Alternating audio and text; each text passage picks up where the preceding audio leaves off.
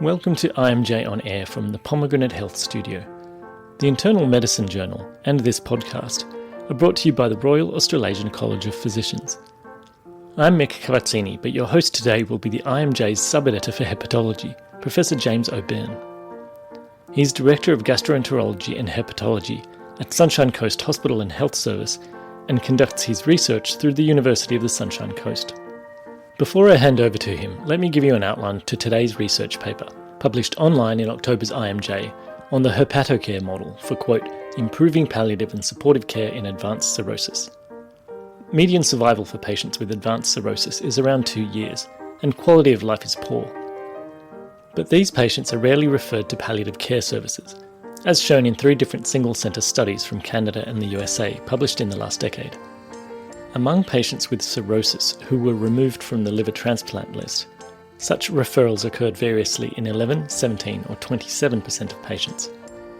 The Canadian researchers also found that for only 28% of patients was there documentation regarding resuscitation orders. It's been speculated that hepatologists working towards a curative goal are uncomfortable bringing up the prospect of palliation. Meanwhile, there is survey data from Californian liver transplant providers indicating that 2 significant barriers to referral were knowledge of appropriate criteria and a belief that such services were limited to end-of-life care. As we'll hear, there is also a significant resourcing issue, the availability of time in the liver clinics to start this conversation, and then of palliative care physicians to meet the need. To try and reduce these barriers, clinicians at Royal Brisbane Hospital developed a model they dubbed HepatoCare. Clinicians from the regular liver clinic would identify patients with deteriorating health and quality of life, usually with the insight of the clinical nurse consultant most familiar with the patients. The team would apply a modified version of the supportive and palliative care indicators tool that included cirrhosis-specific indicators such as the existence of treatment-resistant ascites or hepatic encephalopathy persisting for more than 6 months, or a second episode of variceal bleeding within 12 months. Those patients who met a threshold score were referred to HepatoCare, and the same nurse would continue to accompany a palliative care specialist on subsequent visits. Over the year 2017, the model was piloted in 30 consecutive patients to the liver clinic, and compared to a control cohort receiving standard of care, who retrospectively would have met the HepatoCare referral criteria. The impact of the intervention was assessed on 3 outcome measures. First, whether this model of care did in fact increase the rate of referrals to palliative care and advanced care planning in this patient cohort. Second, whether participation in the program reduced incidence of unplanned admissions, length of patient stay, and rates of polypharmacy. And finally, whether the referral criteria developed for HepatoCare effectively identified patients at risk of functional decline. Today we'll hear from palliative care physician Alison Carney, who was first author on the paper, hepatologist Richard Skeen, who was principal investigator, and clinical nurse consultant Olivia Cullen. But first, Professor O'Byrne tells us what prompted him to share this paper with the podcast audience. So I think I'll just start by saying that I'm delighted to be discussing this paper today. I've had a long interest in palliative care in the setting of chronic liver disease, and you know, I remember probably more than 10 years ago at the British Association of the Study of the Liver was the first time in the plenary session I saw a paper presented about palliative care and liver disease.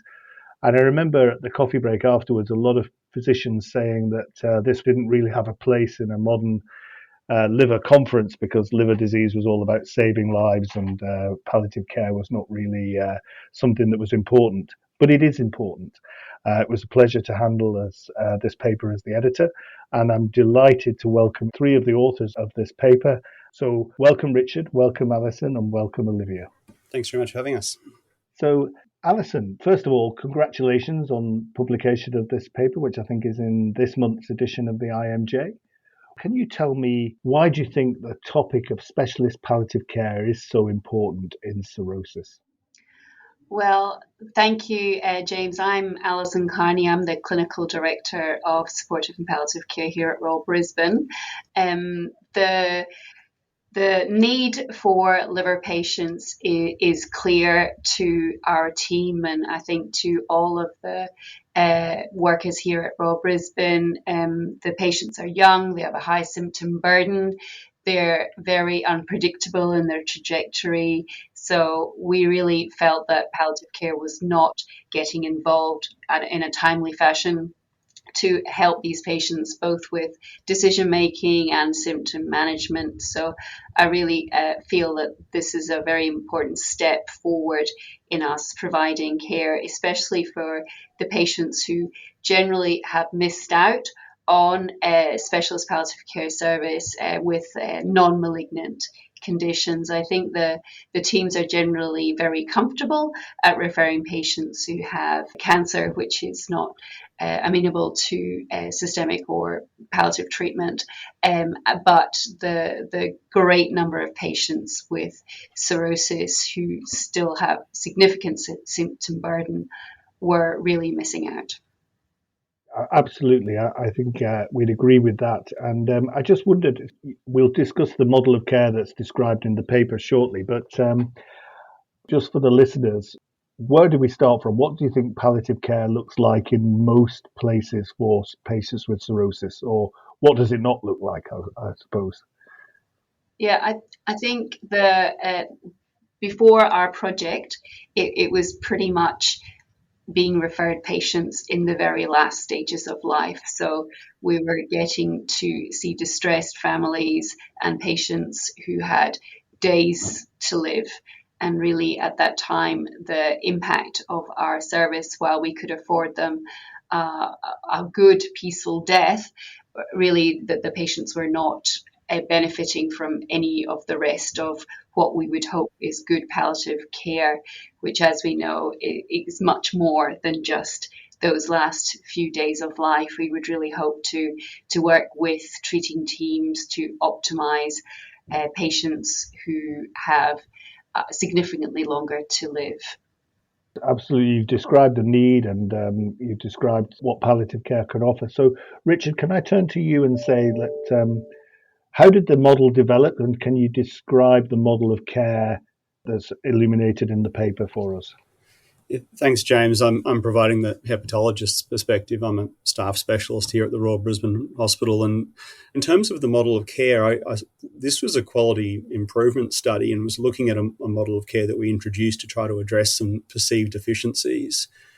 And really it was a sense, and if we go back over the last decade, I'm sure you'll agree with this, that we had a sense that everybody was working hard and everyone was busy and everyone was doing their best. And I think we were so concentrated so much on doing the best that we could for their liver disease that we ignored the rest. And many of my colleagues from interstate and overseas would agree that, we thought we were doing a pretty good job of helping these people with very sort of complex diseases. But really, I had the sense that we weren't doing as much as we could. And we were, as Alison has already said, we were regularly faced with patients who developed complications or had an unexpected death, and we hadn't involved palliative care at all for these patients. And I thought we probably could be doing better than that. Many people will be familiar with palliative care getting involved when it's time for dialysis to finish or oncological treatments that are second or third line have run out, and patients really get to the stage where they have ceased to have effective treatments. Liver disease is not really like that. We are constantly reacting to complications that occur. And as you know, some of those patients get admitted and that's their last admission. And they have this unpredictable disease trajectory. So I wanted a model of care that would give patients support and give patients the opportunity as outpatients to make decisions about their lives and the care they would receive, but not lose sight of the fact that we were still actively treating these patients. And many of these patients would be, could be considered for transplant.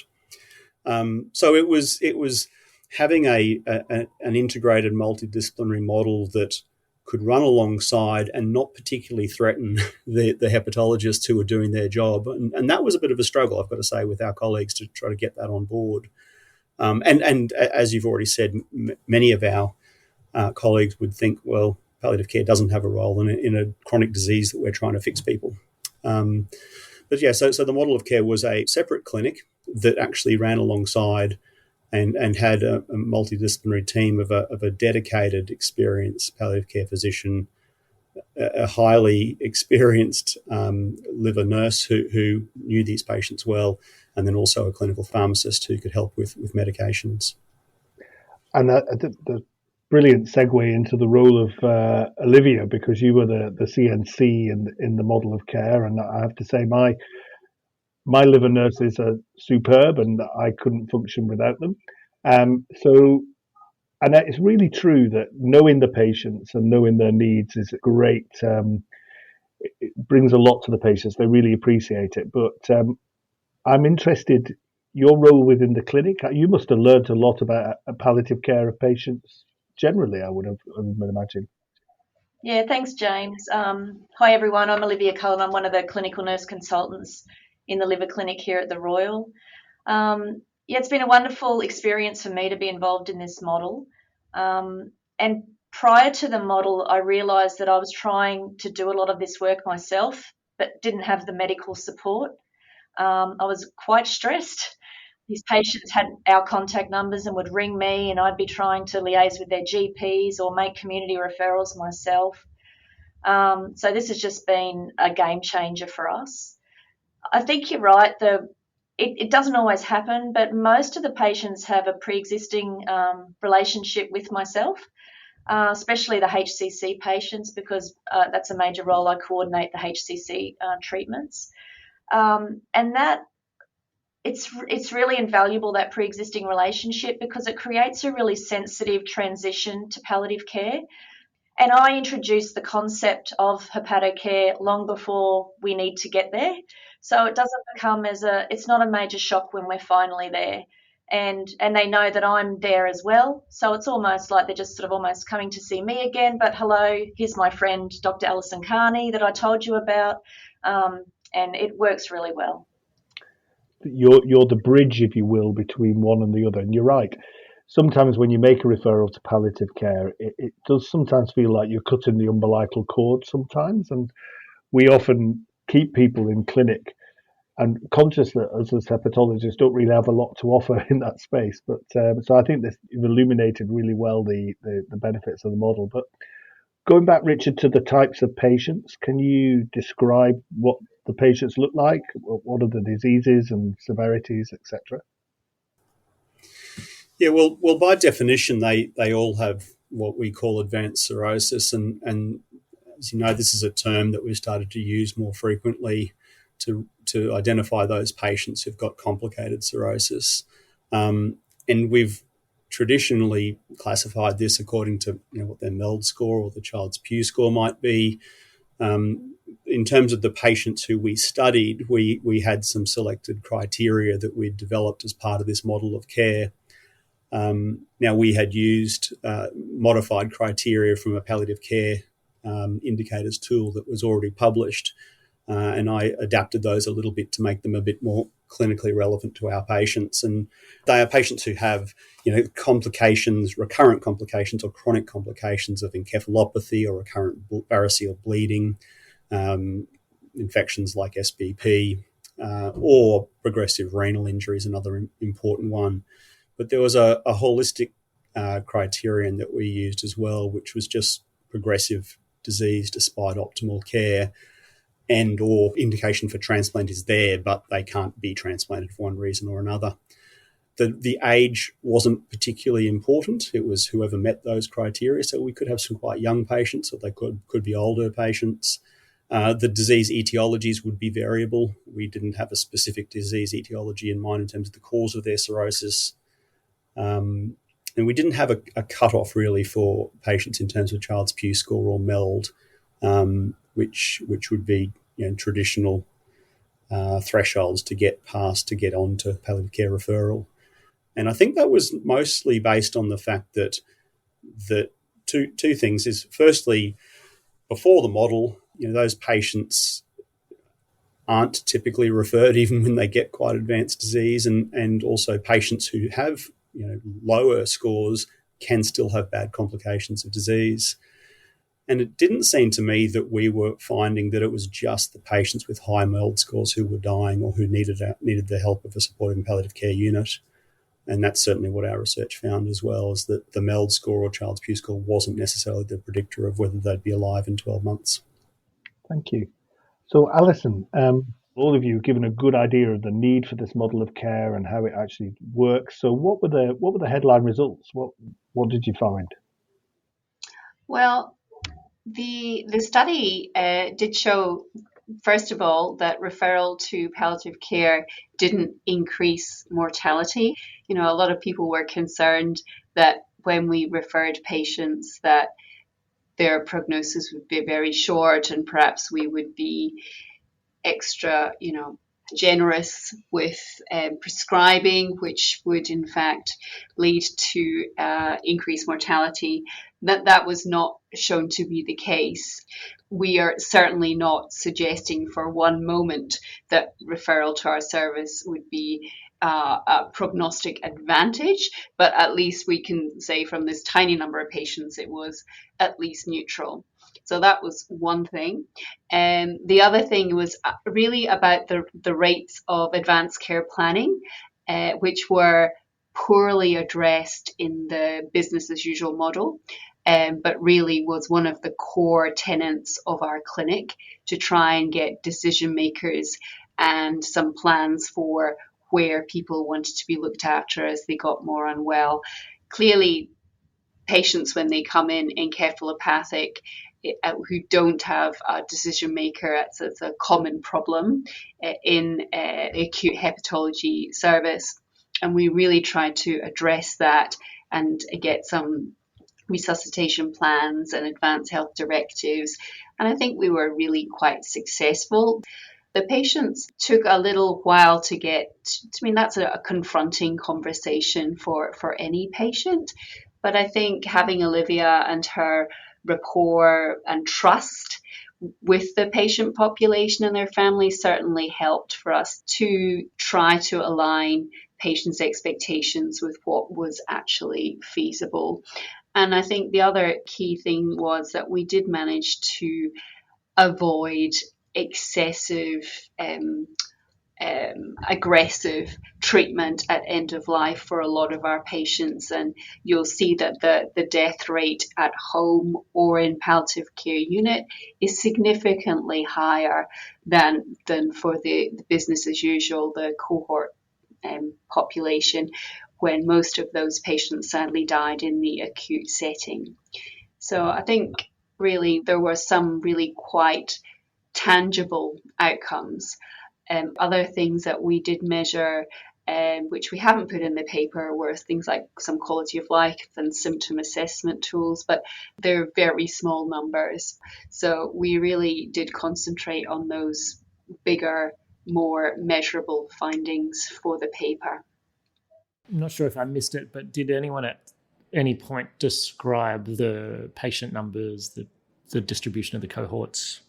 I think I mentioned that we had two consecutive cohorts, or two cohorts of 30 patients, 30 consecutive patients presented into clinic who were recruited for each cohort. The criticism, but also I think a benefit of our study is that we used a historical cohort, and it really meant that we weren't biasing the management these patients are getting under standard of care. As I said, this study started out as a sense that we just weren't doing enough, and lo and behold, we found out that 20% of patients were being offered palliative care involvement, and those who were was often not meaningful in terms of it was only added in the terminal admission of the last days of life. So a randomized controlled trial would certainly have been better. But I wasn't confident that in seeing all the things that I hoped HepatoCare would show, that I, as a physician doing standard of care management, wouldn't start embracing those things myself, which would have been good for our patients, but I think it would have overstated what our standard of care is really like. And what I wanted to see was warts and all what our standard of care management was like for the year right up until we introduced HepatoCare. Well, I think you're right. Retrospective control groups are always difficult, but I agree that doing a randomized trial of this model of care would be, I think, ethically might be quite difficult on a number of levels. Yeah, that was. I only ever drafted it for ethics as a retrospective control cohort and an intervention cohort who was consented for those reasons. So I really felt that we were probably withholding good care for patients if we were randomising people to sort of standard of care at that stage.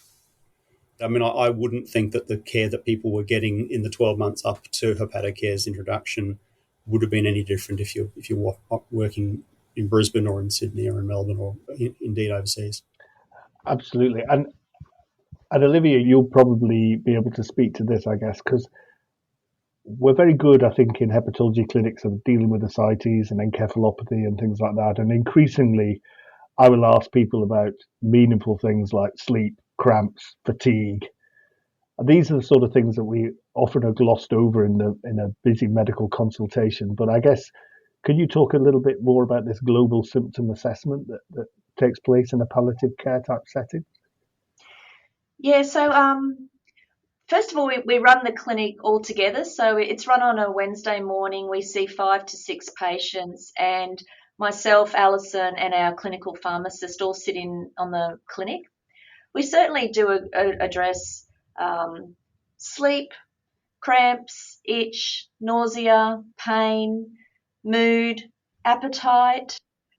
And I sort of say to them, if we could fix one thing today and make your life better, what would that be? And that kind of starts off a bit of a discussion about what's really worrying them at the time. Yeah. So as a hepatologist, I think maybe I'm just speaking for myself, but I often ask questions I can't answer. So it's certainly with fatigue and sleep issues, we don't have a lot of tools in my box for that, so it tends to get glossed over. So I think this is really, really important for holistic patient care, to be honest. Yeah, we're very honest with the patients that there's many things we can't solve, but we have a lot more time in this clinic too that you don't have in a busy hepatology clinic. They're not rushed, they're not under pressure.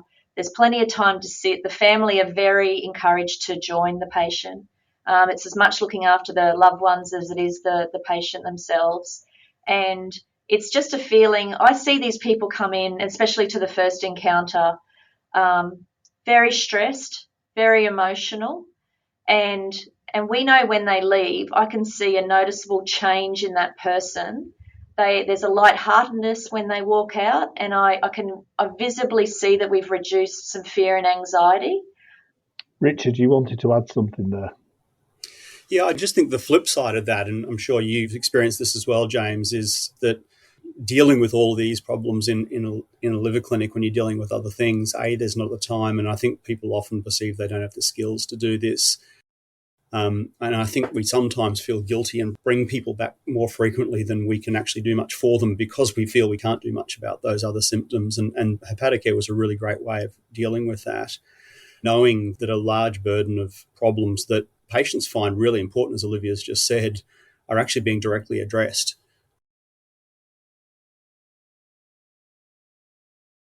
And we were also conscious of the fact that we didn't want the palliative care part of the patient's care to be confronting and coming up against in conflict with hepatology care. And this model allowed us to be quite flexible. So when patients are doing quite well, but they've got really important liver-specific complications that we're treating, they come into the clinic more frequently to see me. But when they're from the liver side of things, they're doing about as well as I can manage them. But they've got these other issues. They might see the HepatoCare team more frequently, and it just meant that our unit was able to use its resources much more effectively as well. And do you think that flexibility and that communication and addressing the whole of the patient pathway and problems is what translated into let's be honest, a quite massive reduction in unplanned admission days? It's a little bit hard when you have a retrospective control cohort. That's an admitted problem. But there was a reduction. We've done a further analysis a couple of years down the track with one of our fellows, and we've found actually the admission days and inpatient bed days reduced even further. So I think you're right. I think we actually got a bit better at working out when patients had interventions or other operations or admissions that they wouldn't need or wouldn't be a benefit for them. But also just the perspective that we were able to feed back to treating teams about where this person's disease is at and the fact that they are being well managed and handled and supported in an outpatient setting, so they didn't need to spend all this extra time in hospital.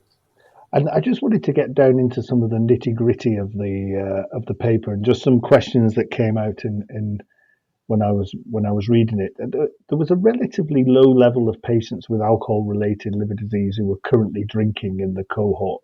Was there a reason for that, or was it just a quirk? Or Yeah, it's an interesting observation because you would think that this cohort would be fairly advanced and they're back to drinking again to be so advanced. We didn't find that, and I guess I think the percentage of ongoing active alcohol use was in the sort of teens, less than 20%. It's quite similar between the two groups, the control cohort and the intervention cohort. But one of the explanations was these were consecutive patients. We didn't select the patients other than those on a consecutive basis who actually met criteria. We wanted to be an unbiased view of 30 consecutive patients in each group, and it just happened to fall out that way. Hopefully what it also says is that our teams are relatively good at trying to adjust those modifiable risk factors as best we can, and yet the patients still have quite advanced disease despite that intervention, with the majority not drinking, not having active ongoing alcohol use. And talking of compliance, one of the things that I thought was really interesting was you had a pharmacist in your clinic and the role of deprescribing, which I think is one area of the modern management of hepatology where we really need to focus on, because maybe you can remember or remind me, what was the average number of medications that these patients were taking? There was an awful lot of polypharmacy in this patient cohort. 25 of the 27 had polypharmacy, and hyperpolypharmacy was in 20 of the 27, with a median of 13.5 medications taken by patients when they were referred to our clinic. So there was a significant interactions and pill burden experienced by these patients, and we were able, with the help of our pharmacist, to offer advice regarding deprescribing. Clearly that is an area which can be difficult, and we would always try to consult with the treating hepatologist and the GP regarding deprescribing. And some patients were very keen to try and minimize the amount of medicines they were taking, whereas others were reluctant because they had been told these were essential lifelong medications. But I think within encouragement and discussion and weaning of medications, we were able to show that deprescribing could be done safely and effectively. And again, it's one of those things that really feeds into what you were saying about having time in the clinic, because it certainly takes less time to prescribe a medication than to deprescribe a medication. So I think that was one of the major facets of the model of care, and one which I've struggled with in the outpatient department when I've tried to deprescribe. It's sometimes a longer conversation than you have time for. So congratulations on that. I noticed that one of the relatively commonly deprescribed drugs was beta blockers. And I wondered for people who manage patients with cirrhosis, how you manage that sort of tension between getting rid of a medication which is often difficult for people to take in terms of side effects versus the risk of bleeds or whatever with deprescribing the beta blocker. Yes, deprescribing the beta blocker was often one of the more controversial discussions that we would have, and certainly we were declined by hepatologists on a few occasions that we thought would be helpful for issues with fatigue and postural hypertension. But I think at end stage cirrhosis, when patients are having so many troubles with self-care and blood pressure dropping and falls, we really do reach a time where ongoing beta blockade is not helpful, especially when patients are having renal impairment as well. I think that's really the turning point that we really need to think, what are we actually achieving by continuing to suppress that axis? Richard, you want to make a comment? Yeah, and it's worth noting that that beta blockers were only ceased in 7 of the patients, and I guess in patients, as Alison says, who've got refractory ascites and kidney injury. And this is a study cohort from 2017. It's not uncommon for us these days in those patients to fairly routinely cease beta blockade in those patients. And so to some extent, perhaps we were catching up. The palliative care team was setting the pace in terms of stopping medications that were harmful in those patients. But it was always done on a case-by-case basis. And I think it's an important part of the model. So I'm going to be fairly challenging and address the elephant in the room. You're clearly very lucky to have somebody like Alison who's interested in palliative care in cirrhosis, and our palliative care team locally, and I'm sure around the country, are also want to help, but they're really busy, and I would love to have a model of care like this for the patients here at my hospital, but frankly, it's not feasible. So what can we do? Olivia, you've clearly learned a lot about how to manage this patient group. So is this a role for hepatology CNCs? Should they be trained in palliative care and advanced care planning? Yeah, James, I really think they could. It'd be an excellent job for a nurse practitioner for sure, with some sort of minimal contact with a specialist maybe once a week where you could run things by them.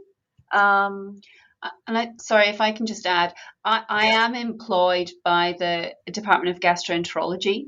So this is supernumerary to my palliative care time. So I think that is an important part of the model, is that I'm paid 2 sessions a week by gastroenterology. So it's not detracting from my other palliative care work.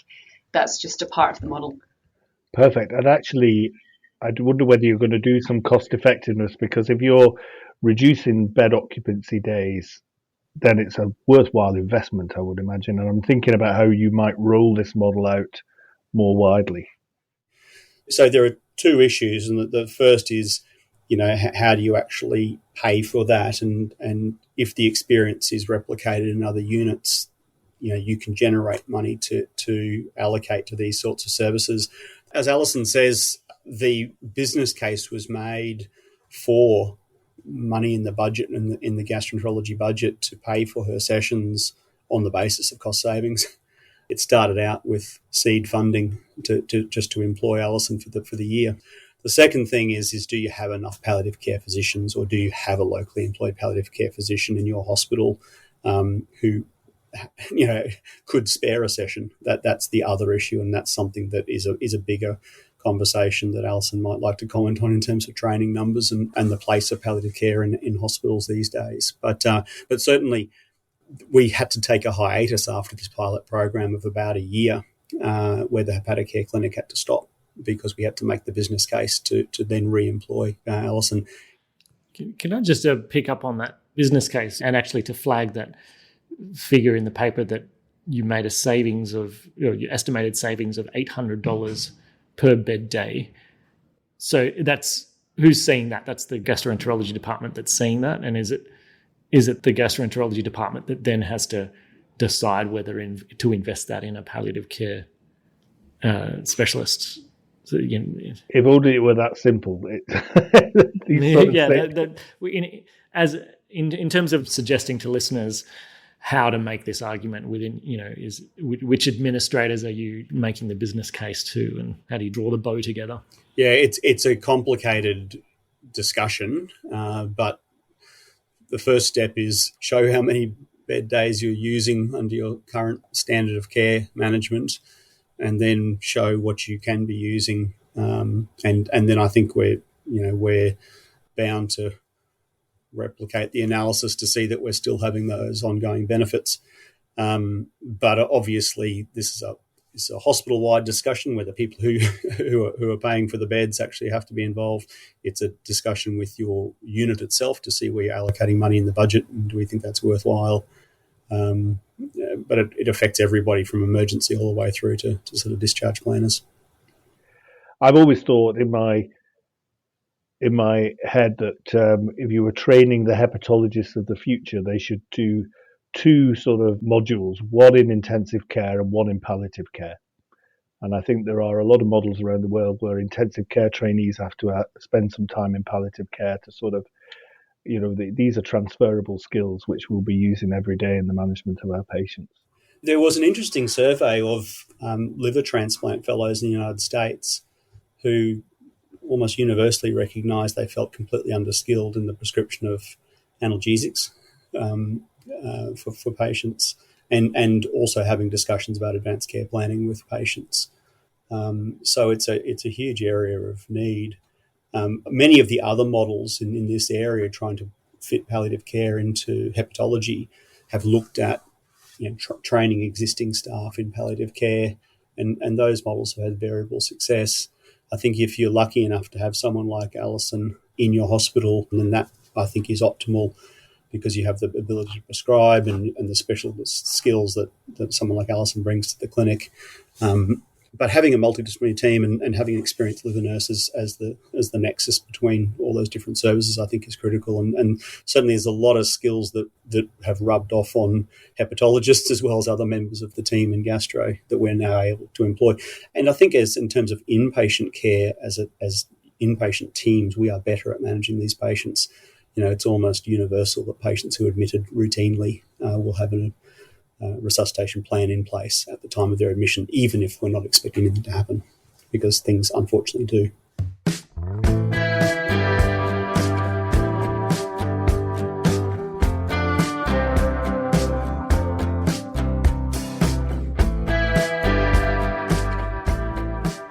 Many thanks to Alison Kearney, Olivia Cullen and Richard Skeen for sharing their fantastic work with us. Thanks also to James O'Byrne for contributing to the podcast on top of his editorial work at the Internal Medicine Journal. Members who donate their time like this are the life and blood of the Royal Australasian College of Physicians.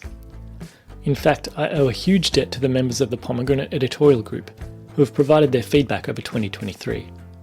In no particular order, they are David Arroyo, Victoria Langton, Aidan Tan, Amy Hughes, Joseph Lee, Jiawen Chong, Massimo Giola, Lisa Tan, Rachel Murdoch, Cernwei Yeo, Priya Garg, Stephen Baki, Tarzin, Michael Hurd, Fionnuala Fagan, Ronaldo Piovesan, Philippa Vormald, Rhiannon Mellor, Rosalind Pizzola, Stella Sarlos, Marion Leighton, Lisa Mounsey, and Nele Lege.